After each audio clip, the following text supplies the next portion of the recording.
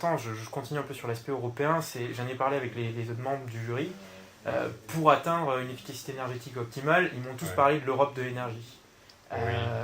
Dans quelle mesure ça intervient et est-ce que c'est vraiment une solution? J'ai une position un tout petit peu iconoclaste là-dessus. La Commission fait parfois des bonnes choses, parfois des moins bonnes choses. Mais je ne crois pas que donner toute la responsabilité à l'Europe, à la Commission, changerait énormément de choses. En plus, elle fait déjà pas mal de choses. Nous avons, grosso modo, aujourd'hui, un marché européen de l'électricité. Il est loin d'être parfait. Et nous avons besoin encore des interconnexions, nous avons encore besoin d'harmonisation. Mais nous avons un marché européen de l'électricité. Nous avons un marché européen du gaz. Nous avons un marché européen du pétrole, un marché européen du charbon. Donc, je ne suis pas sûr ce qu'on veut encore de l'Europe.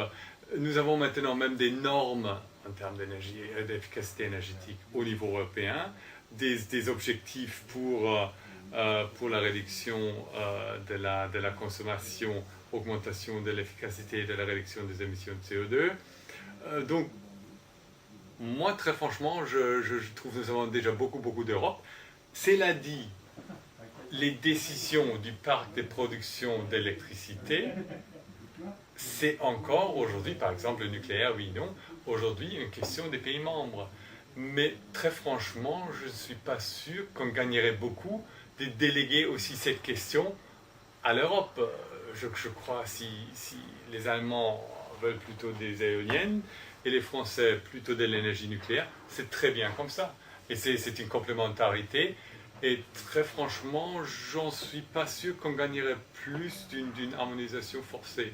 Mais comme j'ai déjà dit, c'est une position un peu iconoclaste et je l'entends des collègues qui demandent donc une Europe de l'énergie. Mais vous savez, la politique ne peut pas tout faire. Et surtout, la politique ne peut pas créer, comment dire, des options qui n'existaient pas dans le réel. C'est ce que je veux dire. Et justement, on ne peut pas avoir l'argent et l'argent du beurre. Il faut trancher. Et trop souvent, on dit, bon, si on serait en Europe, on ne devrait peut-être pas trancher. Non. Également en Europe, il faudrait trancher entre plus cher, moins de CO2, ou plus de CO2, peut-être un peu moins cher, sécurité des approvisionnements, ou prix à nouveau. Tout a un prix à l'échelle nationale ou à l'échelle européenne, ça ne changera pas. Pour conclure, et sur la question en fait, du concours, est-ce que du coup atteindre 20% d'efficacité énergétique en plus en 2020, c'est un objectif tenable? Est-ce que c'est un objectif ambitieux? Est-ce que de toute façon il faut se fixer des objectifs et donc celui-là est bien parce qu'il est assez ambitieux? Comment on répond à cette question? Moi je dirais de la manière suivante. Quoique il ne faut pas confondre trop simplement efficacité énergétique, augmentation de l'efficacité énergétique, et diminution de l'intensité énergétique. Mais quand même, les deux sont à peu près liés. Et il y a une règle très simpliste que l'intensité énergétique par an diminue à peu près de 1%. Comme ça, ordre de grandeur. Donc là, on veut 20% à peu près en 10 ans. Donc il faut accélérer.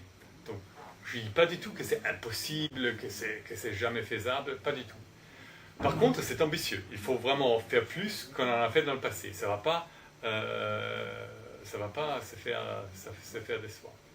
Et pour moi, très franchement, moi je suis convaincu qu'il faut augmenter par l'impôt les prix de l'énergie, le prix du CO2, évidemment à périmètre budgétaire constant, c'est-à-dire qu'il faut alléger les charges sur le travail ou d'autres impôts qui sont particulièrement nocives pour la croissance économique.